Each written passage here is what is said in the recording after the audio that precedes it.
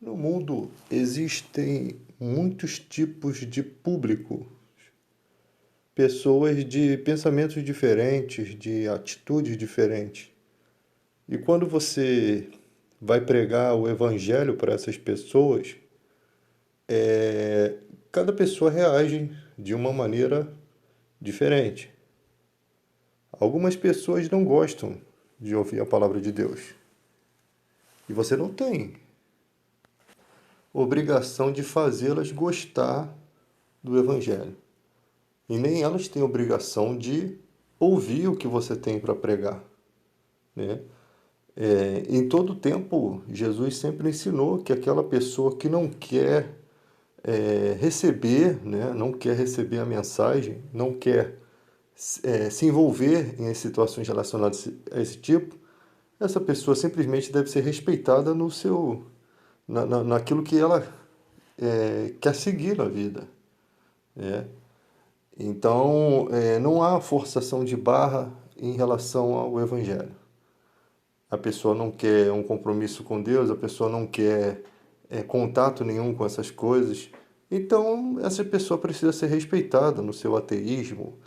Não devemos perder tempo. Os ateus, às vezes, gostam dessa de mostrar, né, que nós não temos conhecimento, de mostrar os nossos erros. Deixa eles perderem o tempo deles com aquilo e a gente não perde tempo com eles. Porque quando você vai conversar com esses caras, o que você ouve deles é xingamentos, né? Então, como é que você vai, como a Bíblia diz, andarão dois juntos se não tiver de comum acordo? Guarde suas energias para aquela pessoa que quer ouvir. Guarde suas energias e dedicação para aquela pessoa que realmente está interessada na pregação do Evangelho, né? E o Evangelho é algo muito importante na vida das pessoas e aquela pessoa não sabe dessa importância. Se ela soubesse como é importante a mensagem da cruz, a mensagem de Cristo, né, ela não negaria essa mensagem, né? Se ela soubesse a mudança que vai fazer na vida dela, as melhorias o significado de vida que ela vai ter em relação a tudo no universo, em relação à vida, em relação à morte, em relação ao cotidiano, né? Como ela deveria conduzir os seus passos, porque muitas pessoas tiveram prejuízos enormes na vida porque seguiram os seus próprios desejos do coração, seguiram os seus próprios desígnios.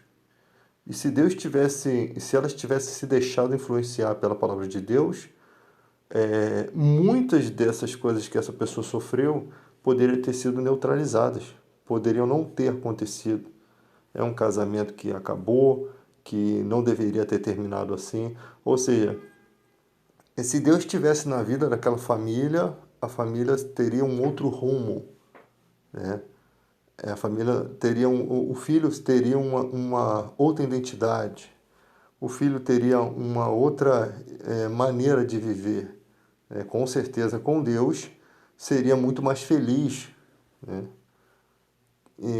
A luta do ser humano sem a palavra de Deus é quando o pai e a mãe querem o melhor para os seus filhos, eles pensam em quê? Em estudo.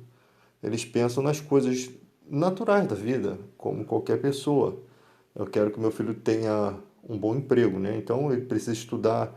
Eu quero que meu filho seja alguém no futuro que esteja preparado para esse mundo, né? Esteja preparado para lidar com pessoas, com situações. Então, os pais se capacitam seus filhos para lidar com o mundo que é difícil, né? Com as dificuldades da vida. E o Evangelho, ele capacita você a lidar com dificuldades espirituais que estão além de situações que você, comum, uma pessoa que não tem entendimento bíblico, consiga resolver. Existem questões na vida que são de âmbito espiritual. Então, se você não tem conhecimento, se você não tem poder para resolver isso, porque essa capacitação ela vem de Deus, Então você vai ter uma ciência, você vai ter um conhecimento de algo relacionado a uma parte da vida, mas nas questões espirituais você ainda vai ser destruído praticamente. Você não vai ter, não vai saber lidar bem com isso. Então, você não deve desprezar nem o conhecimento intelectual do mundo e nem as escrituras sagradas. Porque tem gente que escolhe um lado e vai para esse lado. O certo é escolher os dois lados. Se você quer ter um bom emprego, você tem que começar a cultivar isso. Não adianta que oração não vai mover o coração de Deus para te dar um emprego se você não se adaptou àquilo, se você não estudou para chegar naquela posição. Né? Ou Deus vai te capacitar para ser um juiz, para ser um advogado. Não, você teve que estudar. Não adianta orar para passar na prova se você pode orar para não ficar nervoso, para ter paz na hora da prova. Você não vai orar para Deus te dar um 10. Isso não existe. Você pode orar para que tua cabeça esteja no lugar no dia da prova, para que você consiga meditar naquilo que deve ser estudado. Isso são coisas que você pode orar, mas no nível de questões de respostas àquela prova, você tem que ter estudado, você tem que ter construído a habilidade ali. Tem gente que confunde tudo isso. Acha que porque é cristão que vai tudo se resolver de forma magnífica e extraordinária. E não é assim. Então nós lidamos com pessoas que têm um pequeno conhecimento bíblico e pessoas que têm um conhecimento maior. Mas o que mais importa é a obediência. A obediência é a coisa mais importante do Evangelho. Mas para se obedecer a algo, você precisa conhecer leis, você precisa conhecer os estatutos de Deus. Lembramos que na tentação de Jesus no deserto, o diabo usa da palavra, né? Atira-te daqui abaixo e darás ordem aos teus anjos. E Jesus disse, também está escrito, não tentarás o Senhor teu Deus. Jesus está dando instruções, né, por meio daquelas afrontas do mal que engraçado que essa afronta do diabo não poderia ocorrer com nenhum outro ou nenhuma outra pessoa, porque o salmo ele está direcionado a Jesus Cristo. Se tu és o Filho de Deus, atira-te daqui abaixo e darás ordem aos teus anjos que te sustenham. Então, na tentação do diabo ter tentado a Jesus dessa forma, nos trouxe o que? Um ensinamento. Nos trouxe ninguém poderia ocupar aquele espaço de tentação, porque não haveria essa mensagem não caberia a essa pessoa, né? Porque essa pessoa não é o Filho de Deus. Então, até na tentação de Jesus, ele nos dá um entendimento, não tentarás ao Senhor seu Deus. Às vezes, tem pessoas que acham que porque são evangélicos que vão passar no meio do tiroteio. Você está tentando a Deus. Então, esse ensinamento da Escritura te deixa prudente. E se você não tiver esse ensinamento, você caminha por um lugar escuro. Né? Aí você pega o Salmo lá, ainda que eu ande pelo vale da sombra da morte, não temerei mal algum. E aí você atravessa no meio do tiroteio. Então, você vê que o ensinamento de Jesus, ele não te deixa alienado. Ele te deixa prudente. Né? E essa sobriedade com que se ensina as Escrituras é que faz com que pessoas que têm um certo conhecimento consigam compreender Jesus Cristo. A falta de instrução ou a instrução errada de alguns evangélicos, ela acaba, ao invés de contribuir, ela acaba trazendo uma divisão, ela acaba afastando as pessoas.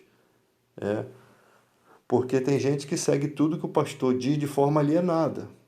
Essa alienação, ela atrapalha, né? Porque você vê uma quantidade muito grande de pessoas que estão alienadas nesse sentido, né? Elas estão vivendo a fé, sim, mas elas estão mal instruídas. Por quê? Porque a pessoa que as instrui, ela tem o intuito de manipular. Se ela tem o intuito de manipular, a Bíblia fala que Deus reserva a verdadeira sabedoria para os retos. Então, essa pessoa com o intuito de manipular, se um dia ela foi um pastor, ela perdeu esse atributo. se um dia, né? Existe uma frase que diz assim, um texto bíblico que diz assim: toda árvore que meu pai não plantou será arrancada. E a gente precisa meditar nisso. Existem muitas pessoas, eu calculo que seja relativamente a isso, existem muitas pessoas com cargos de igreja, cargos grandes, que elas não são de Deus. Deus não as plantou ali. Elas não foram chamadas por Deus. Então, Jesus ele sempre falava que o mercenário ele não tem cuidado das ovelhas. Ele, quando vê que o lobo vem, ele foge do lobo. Quando o perigo vem, ele foge. Ele, numa situação de extrema pobreza, numa situação de Covid, aí, numa situação de guerra, o mercenário ele não cuida da igreja, ele não tem cuidado, porque ele é mercenário. Então, só os bons pastores eles vão entender o que eles precisam fazer naquele momento.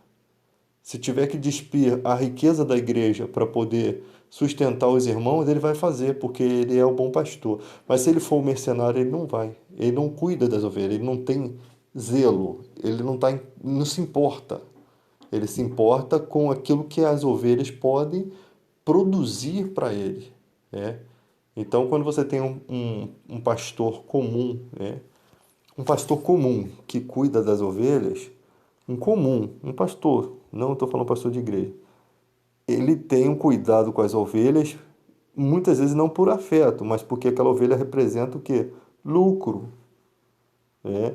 Existem pessoas não, que têm um afeto pela ovelha mesmo, mas que ela não tem, o afeto não é tão grande, capaz de ela entrar na frente de um leão, né, para defender uma ovelha, como Davi, né?